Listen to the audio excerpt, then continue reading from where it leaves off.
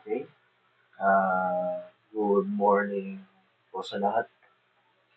Time check, it's 1 o'clock in the morning.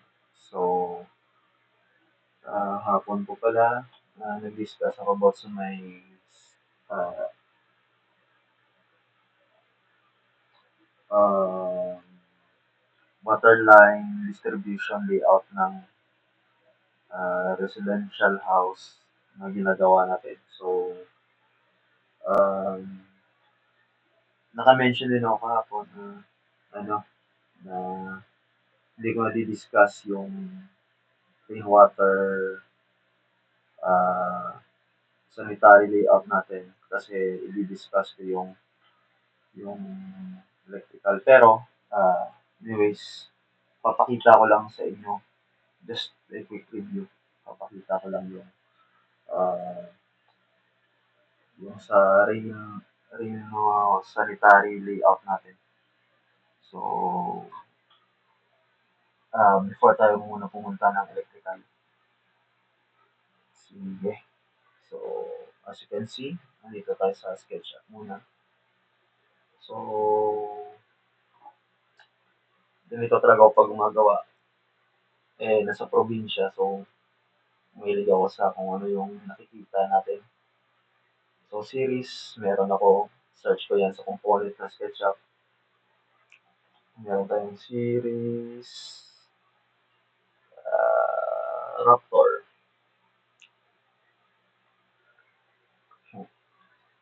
Raptor ba to? Raptor. And ano itong isa na? I don't know kasing big bike to. Yamaha. Yamaha. Tapos CBR. And meron tayo dito sasakyan ni owner ata to. Honda. Tama ba? Honda na auto. So, actually, yung shape na to na ng fence pala is galing pala ito sa mismong layout ng bahay nila from AutoCAD. Pakita ko rin muna. Ito siya. Yup. Yun. Ito siya. Yun. So, nag-plot muna ako. Hiningi ko sa kanya yung lot plan. So, plot ko muna. Then, nag-layout na ako ng bahay.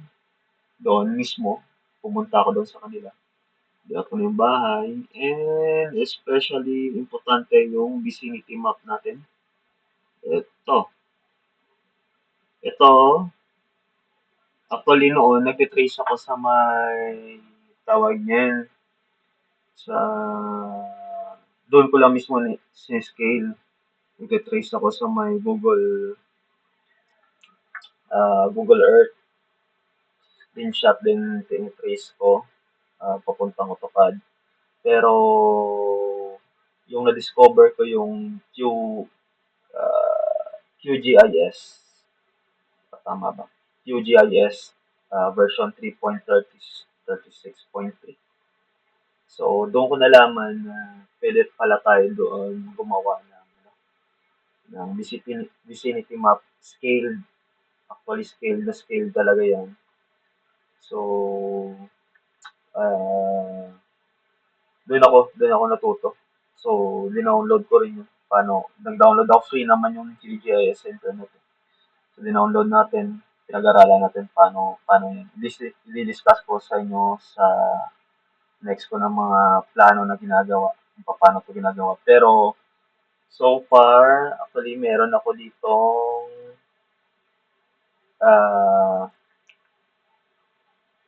updated na mapa ng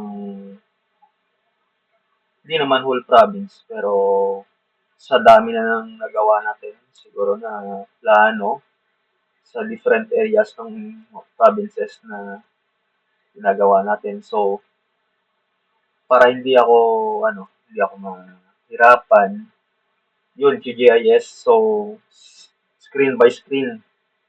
So, mga nakailang subdivisions na rin ito, bahay sa iba't ibang municipality sa province. So, hanggang sa ito na, meron ako dito sa South Part, and dito na tayo ngayon sa northern part ng province. Yun, meron ako dito.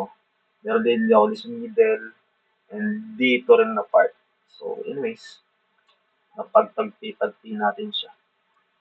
So, ito yung kagandahan ng TGIS actually, kasi kahit anong kuha ng vicinity map, pag na-draft mo siya sa AutoCAD, pareho lang yung sizes kahit ipagtagpi-tagpi mo ulit. So, may mga reference lang ako na ginagawa. So, yan. Then, nakasave ito sa isang AutoCAD. Nagpaturo rin ako kay Architect King, yung na-mention natin earlier.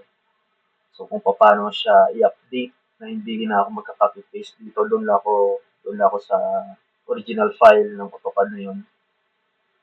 Xref, actually yung command. Yun. Then, updated na to. Yun. So far, yun.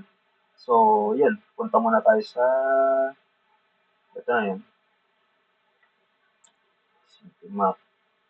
Anyways, yun na yun. Balik tayo sa electrical. Yun. So, yun. Doon ko nakuha. Na-transfer natin dito. So, yun. Na-layout ko na yung fence natin. Ito yung first na linilayout ko bago yung bahay para ma-landscape ko siya. Magawa natin ng mga ganito. Ito. Then, sige. So, turn off muna natin yung mga amenities na pinaggagawa natin. Anyways, nag-download din ako ng mga bagong components sa internet. Nag-download din ako, free rin naman yun eh. So, nag-download ako usually, mas dina-download ko kung ako. Mas maganda mag-download ng mga ganito. Mga sasakyan, meron ng aeroplano, barko pa eh. Pero, sunod lang yun, pakita ko. At saka ko sa site ko yun dina-download. Anyways, ito na yun. Off muna natin yung papakita lang natin yung mga amenities. So, off muna natin yung, excuse, ito, off natin. Ito, off, off, off, hindi na yung landscape off. Yun na, wala na. Ground floor off. Door 1, mga doors, pang-off natin lahat po ito. Mawag lang yung gate para makita nyo yung boundaries. Importante yung boundary, hindi natin muna i-off para makita nyo kung ano yung layout ng aming software. Makita nyo, baka lumagpas kasi. Actually yung unang gawa ko ng rainwater sanitary distribution layout, lumagpas dito. Hindi ko nakita. Kasi naka-off yung aking perimeter fence. So, sobrang offset ko, lumagpas siya dito. So, yun, binago ko naman. So, importante talaga bago nyo i-layout, nandyan yung fence, nandyan yung lahat.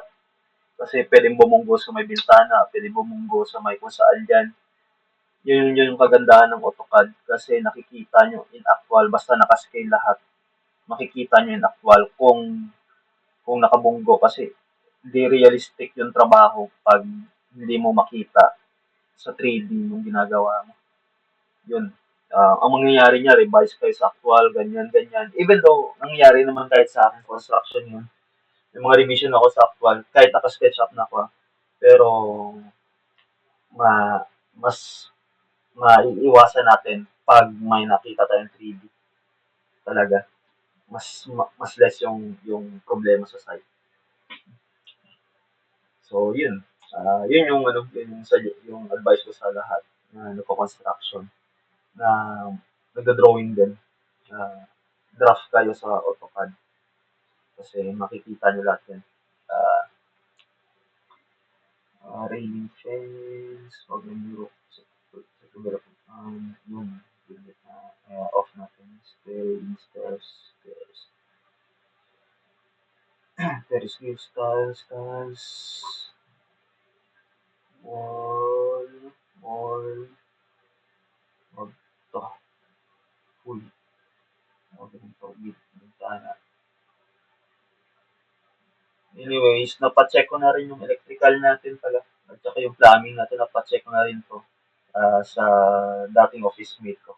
Actually, yung master plumber ako, hindi ako kumuha ng master plumber. Kasi, anyways, yung rason ko naman ba't hindi ako kumuha ng master plumber, even though okay naman siya.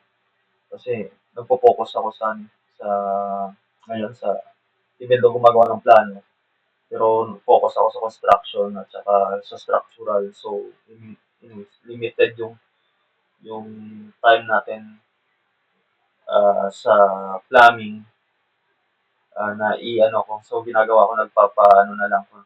Even though may experience ako sa tawag niya, plumbing, sa construction. Pero yun, pinapacheck ko rin. Mas magandang pinapacheck natin kung hindi tayo ang pipirma. Pinapacheck din natin ito bago natin, para iwas reprint kung may mali. Ayun, based experience ko kasi dati, nagpa-print ako, hindi ko napacheck. So, may mga revisions. So, yun. Reprint ako. Iba whiteout ang pangit tingnan pag whiteout. So, ako, pag nagagawa ko siya sa SketchUp, usually SketchUp yung pinapasa ko sa, ano natin, sa mga ka-collab natin sa paggawa ng plano. So, para ma-check nila in actual kung tama ba or may revisions. Anyway, sa may rain, sa rain, tawag nito, nakalimutan ko. Sa rain, rain sanitary layout natin, ah, may comment siya dito. So, discuss ko lang mamaya. Okay.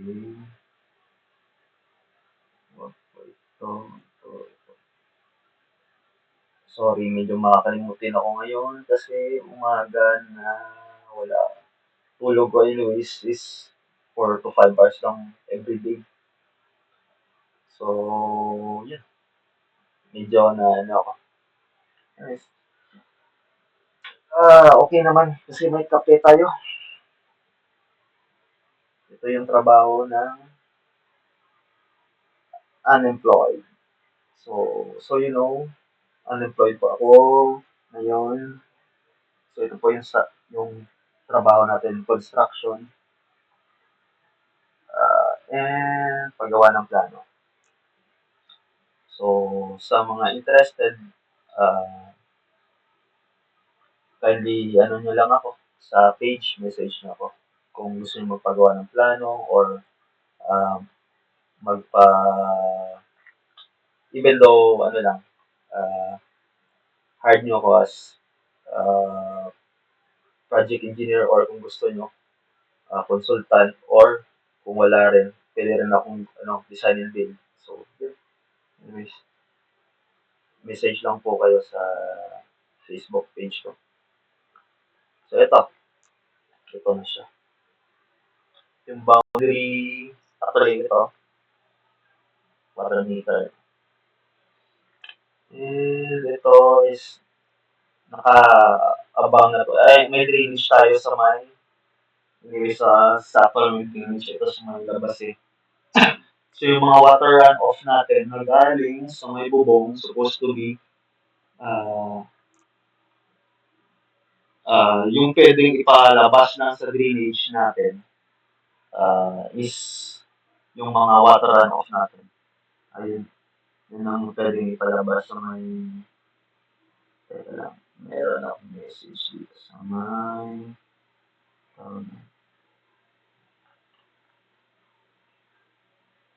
so,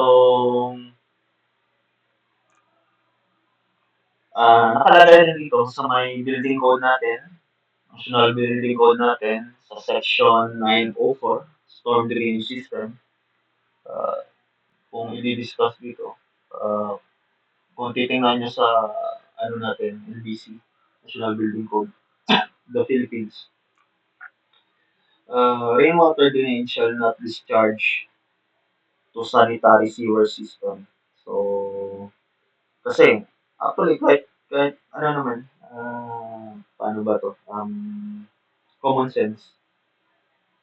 Kung di-discharge natin siya dito, sa septic vault natin, or i-connect natin siya dito sa may sanitary, ano natin, layout natin, mapupuno ito, yung septic vault natin. Actually, mapupuno ito. So, ah, yung rainwater kasi malinis yan eh. So, that's why na yung allowed lang na i-discharge sa mga drainage natin is yung mga water runoff lang, rainwater runoff. Hindi pwedeng i-discharge actually yung tawag niya, um, mga galing sa kusina, na ano, kasi may contaminants yan. Kasi yung design ng drainage natin minsan, yung mga municipal drainage or yung mga barangay drainage, designed yan para sa rainwater runoff at nakakonect na yan sa may rivers natin. So, dapat malinis yung discharge din. Hindi may mga contaminants na galing sa mga industrial products natin. And waste. Yan. Kasi mapopollute yung tubig sa may river. So anyways, ibang topic mo. So ito na. Ito yung kabuuan ng ating tawag niyan. Plumbing. Plumbing layout natin.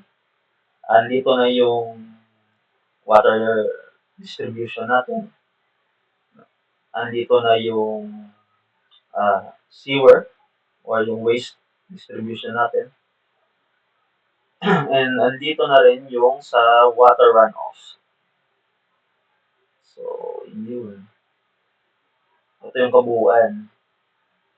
So, i-off ko muna yung sa may, kasi may i-discuss na ako dito, madali lang, kasi ito yung napag-usapan namin ng kasama kong master plan. Off muna natin yung sa sewer.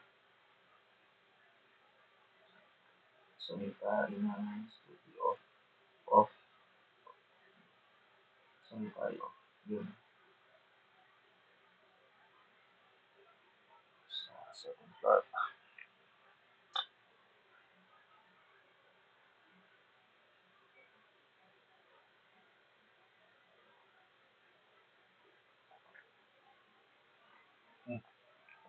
Tapi ko pala. Kasi may gagawin pa ako mamaya mga banda. 2 to 3 pa ako matutulog. Kasi may tatapusin pa akong plano, di ba? Anyways, and bukas, bukas ng umaga, maaga pa ako aalis kasi kailangan bumili ng materyales para sa construction site natin. Yun. So, dito muna tayo off natin ito. Si septic vault. Off muna natin din naman ito. Kailangan. Anyways, nakita nyo naman hindi bumunggo eh. Ito. Hindi nakamunggo. Dahil yung kagandaan ng sketch up. Actual, malapit sa actual talaga yung mga ganito. Mag-construct ka, mas maganda makita mo to. Sanitary na sa control. Oh, ano pa? Plumbing. Ayun. Meron pa. Ground floor. Off na ba lahat? Ayun. Off na po. So anyways, ito na. So, yun. Meron tayong pag-layout ko. Anyways, mahirap kasi sa akin, baka may revision sa actual kasi minsan napapangitan si owner na naka-expose yung pipe. Minsan pinipintahan ito para lang hindi maging color orange, mag-unite siya sa color ng bahay. So may pinta yung mga pipes natin. pero minsan kadalasan tinatago ito. Ang mahirap minsan sa ah, ganitong klaseng roofing, ano nga ang ano pa, ah, ito yung tinatawag natin na skillion, skillion, skillion roofing. Kasi dalawang single roofing, so skillion ito. So, ang mahirap minsan dito is yung eto. Oh, ba't nakalabas to? Tara, ayusin mo to. So, eto. Ito yung mahirap dito. Ito lang. Tama ba? Napost hindi siya. Baka hindi ko nabago kanina. Hmm,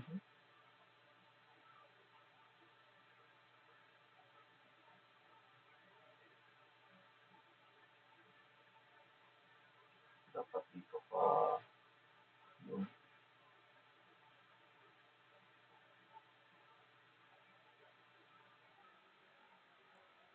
Anyways, yun na. Oh, ayan. Dito. Bebela natin sa mga dito. So, yun. Skill yun. So, anyways, minsan nakatago po ito. Especially sa mga 4 agwas na type of roofing, madaling itago ito. Pero dito, kasi naka-streamline or single roofing or skillion roofing tayo. So, may angle siya. So, minsan, hindi sinusunod yung streamline, ginagawa nito, even though naka-slant ito. Ito minsan yung ano, tinatago nila na gumagawa sila dito ng ano, ah, ceiling. Yung ceiling height nila pinapababa pa dito. Pero meron din namang iba na hindi rin. So, depende sa trip ng owner. So, eto, in-expose ko muna. Kasi para sa akin, mas magandang expose yung pipes. Sa akin personal ko naman na ano yun, na opinion. Meron din ibang hindi. Pero sa akin gusto ko expose kasi madaling madaling mag-repair. Kasi kung nakatago at magka-problema sa later part, i-dismantle mo pa yung roofing natin, yung fascia, yung bawang yan, yung spandrel, bulada, kung sa bulada yan, sa Visayan word, kineray, or ligay mo. So, ayun, sa akin suggestion ko lang. Kasi pag once na may leak dito, yung magsasuffer, ito yung ceiling mo dito sa labas. And depende yan kung anong type ng material. So, kung yung material mo is tawag din. Kung material mo is made of fiber cement, anyways, kung basta hindi lang magalaw, di, kasi brittle yung mabasa, pero hindi magalaw, okay lang. So, pero kung PVC, much better, pero mahal yung PVC ceiling natin ngayon. It ranges from pinaka nakita ko na siguro nasa 300 plus, 200 plus, 300, 300 plus. 300 plus is 380 to 400 siguro. Good quality. Anyways, yun na. So, yun. Ito na. Kalagay na. Ito yung rain, rainwater sanitary line layout natin.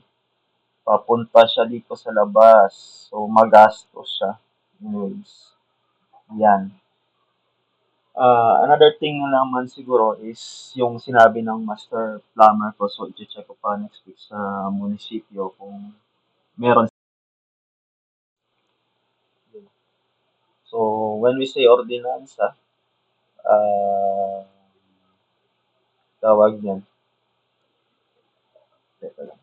When we say ordinansa, batas na ginawa ng additional na batas na ginawa ng munisipyo. So, hindi siya nakaano sa RA, pero yun, iba, ginagawa nila sa rainwater is kasi mas scarcity tayo ngayon na ngayong generation may scarcity tayo ng tubig. So, para ma-address po yun, kasi nag-deplete na rin yung water table natin. When we say water table, yun yung tubig na sa ilalim ng lupa natin. Consider mga almost yung water table po yan kung mga nasa ano po, around average 6 meters. 6 meters and below. Okay. So, nag-deplete po yan. Kasi marami na rin gumagamit ngayon. So, yun. Para ma-address yung scarcity ng tubig at maging sustainable din yung yung ano natin, bahay is nag-suggest sila yung ibang munisipyo na gawing maglagay ng ano sa ordinansa nila sa building permit sa planning naglalagay po sila ng nagpapaad po sila ng rainwater catcher. So usually common yan sa mga barangay projects, municipal projects, rainwater catcher na malalayo sa source, mga springs or malalalim yung hindi na kaya ng budget kasi malalim masyado yung ano yung source natin yung tawag ng water table, malalim na po. And walang masyadong water table sa area. So meron tayong map of the Philippines. Meron po tayo niyan na nakalagay kung saan yung mga abundant source ng mga water table natin. Meron po yan. Discuss po rin sa sunod. So, for now, yun. Ito po. So, yun. Merong ordinansa yung ibang munisipyo na maglalagay nito. So, just in case na tawag dun, mag-required sila ng ganun. So, ang gagawin natin, ano si client ng mamaminus ito sa estimate niya actually. Mamaminus itong palabas nito kasi almost ilang metro ang haba nito.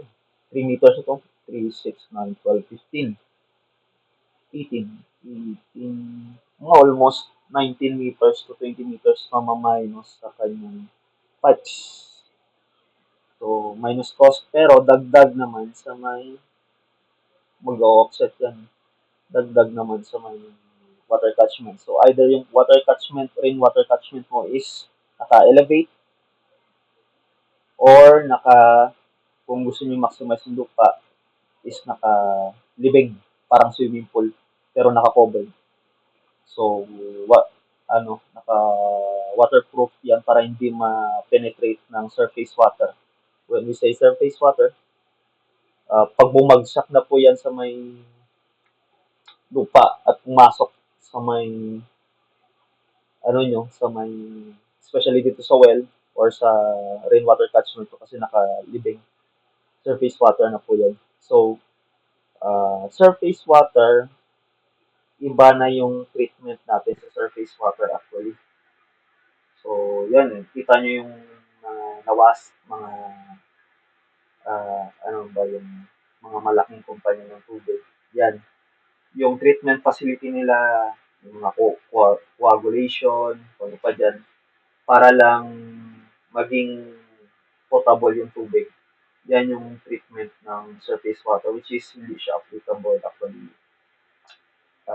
sa atin. That's why sa mga small residential houses, that's why kung magpapagawa tayo ng well, make sure na hindi ito mape-penetrate ng tubig ulan nyo na galing sa may lupa pabagsak dito.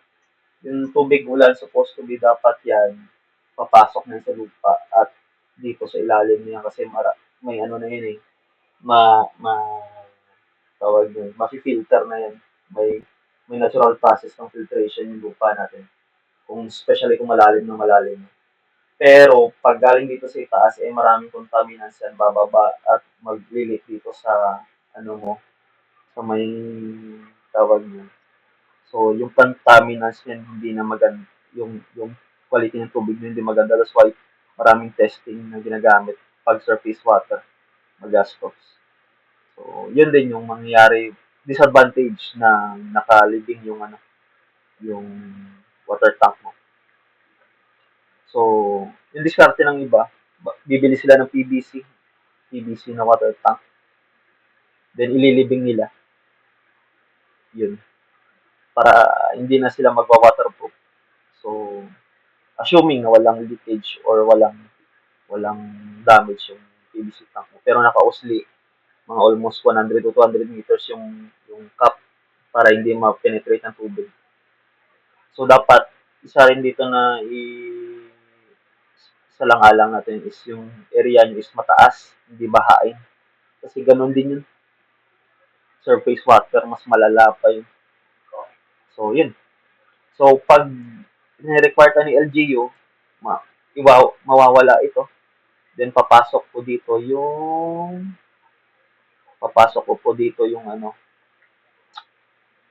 yung tawag yan, yung system natin. So, mangyayari is gagawa ako ng tangke dito.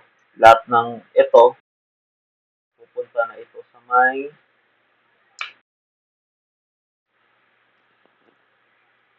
pupunta na po ito sa may bagong ano natin, rainwater capture natin. Itong pipes na to. Inlet, then outlet. Pag sinabing outlet, syempre nakalibing.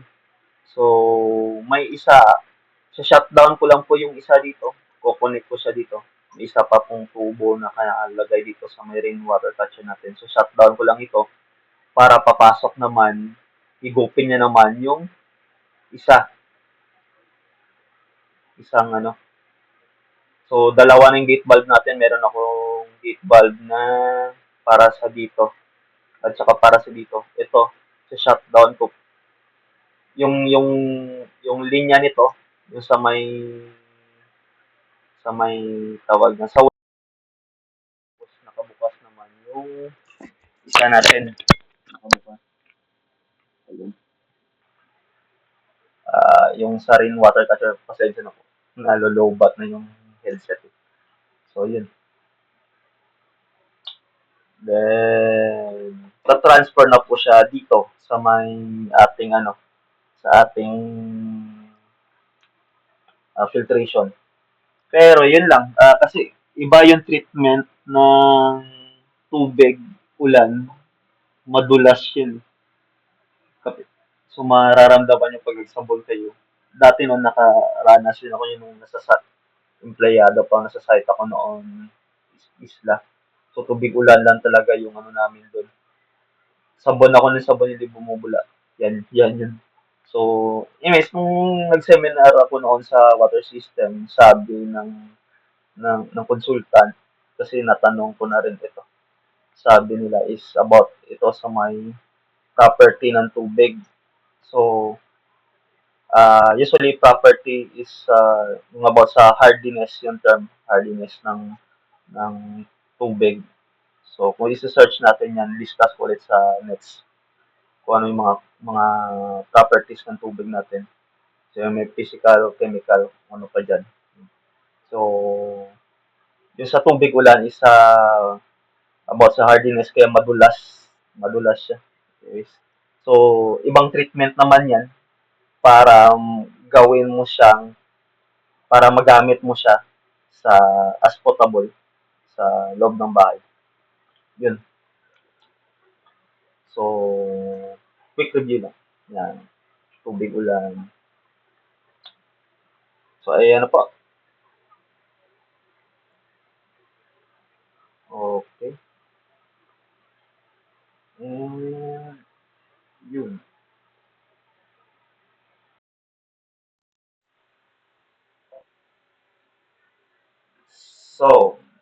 next natin is ang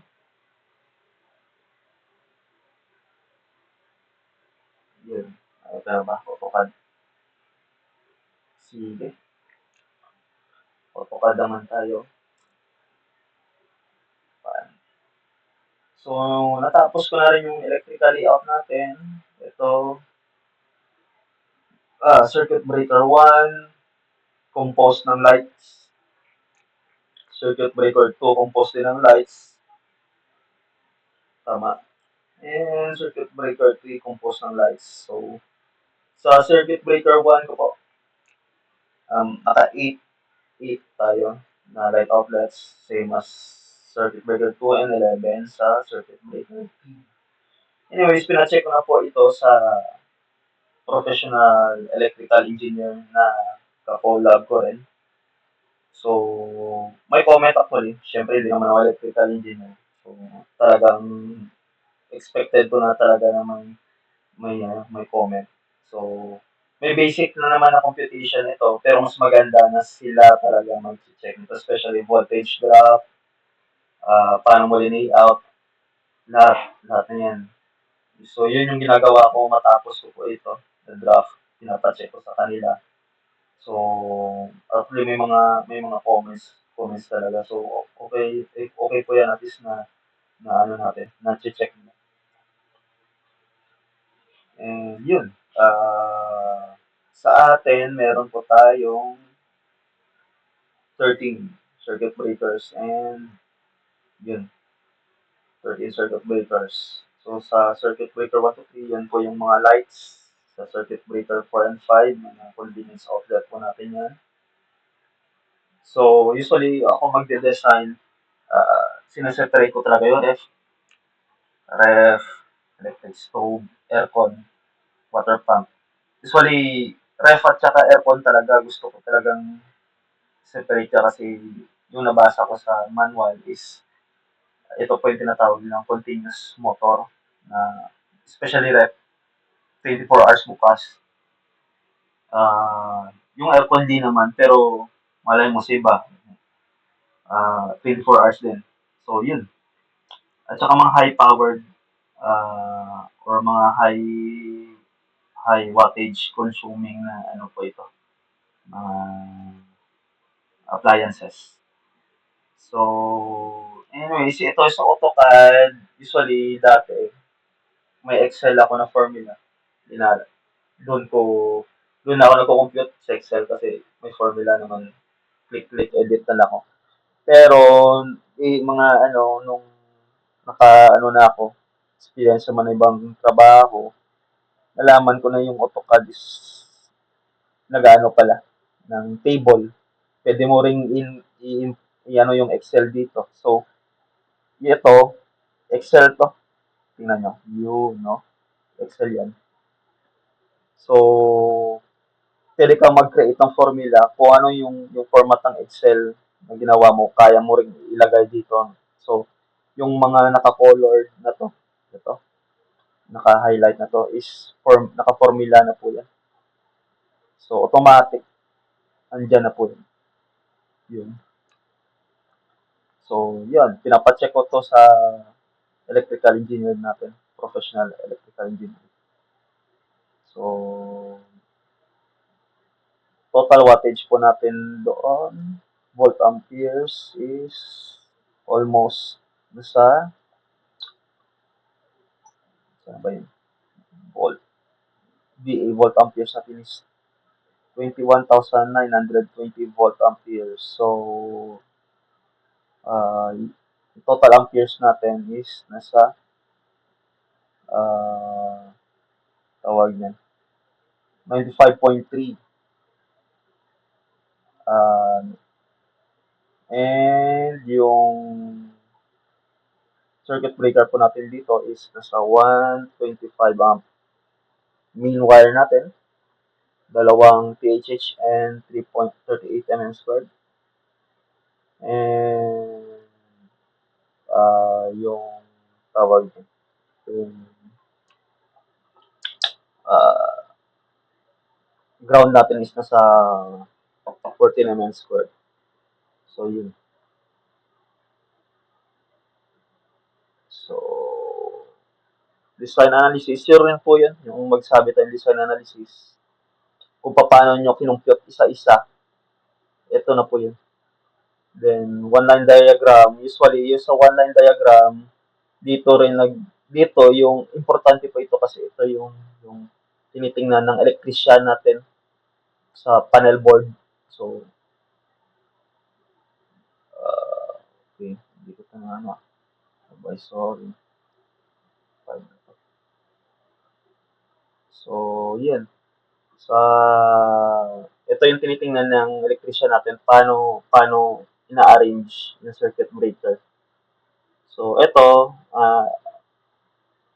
nakaabang po ito sa may generator yung design natin ng kasi malaking bahay and anyways may filtration system sila so ina-assume ko na magde-generator sila. Actually noon parang luho lang yung ngayong ngayong era uh, kasi marami ng sakuna na nangyayari. So, mga brownouts, long brownouts, kung may mga disaster. So, iba, kung kaya lang man bumili na, ng generator, bumibili na sila. So, yun, mas maganda sa mga nagpapagawa ng bahay, paabang na po kayo. Generator ako advice ko lang. Malaking tulong. And, yun, fault and voltage drop calculation, ito na po yun. Tinacheck ko rin po ito. And specifications. Yung sa service entrance na lang at, at na tawag din. Yung na diagram kasi yung service entrance po natin usually sa poste po yan sa labas ng bahay kasi ko-connect po yan sa may transformer. So, wala. Oh, yun yung yun yung isa rin na nasa building code po natin iyan na tawag yan na may code po tayo diyan kung ano yung height ng poste ng service entrance natin. Kasi depende po yan kung sa national highway, sa municipal, sa provincial, or sa may subdivision ng barangay. So depende kung anong height kasi yung may mga restriction minsan sa truck sa dumadaan, di ba? So may mga restriction yan. So kung dito usually sa mga barangay lang o rural areas, ganito lang yung height ng service entrance mo kasi limited lang naman yung dumadaan na matataas na at saka bawal ata dyan. So, ayun. So, the more na sa urbanized area kayo or sa malapit kayo sa mga uh, road, provincial, mas tumataas yung poste yung sa itaas for the clearance lang ng dumadaan. Okay? So, yun. Nakaka-affect rin yung sa voltage drop natin. So, when you say voltage drop, humihina po yung ating layman's term. Humihina yung pasok ng kuryente natin kasi sobrang layo na ng wire mo papuntang bahay. Ayun. So, may friction. Friction ba yun? Kasi yung electrical wires, may connect yan. Parang yung concept niyan, pareho din sila ng water system. Kahit sa formula, may resemblance yung pag-compute ng electrical at saka ng water system na pipings. May resemblance yung formula. So, yung concept niyan parang water system din kung gumagawa ka ng water system, ganun-ganon. Ganun din yung sa may electrical. May resemblance sila. So, yun. So, anyways, tapos na po ito. Service entrance na lang pala. Lalagay lang ako dito. And, gagawa na ako ng estimate at saka papakita ko na sa inyo yung checklist sa building permit. Then, yan. Yun yung final ka na Then maybe sa next discuss naman ako about sa mga water systems, at saka ibang ano, ah, part ng construction based experience ko rin. So, yun na po. Thank you.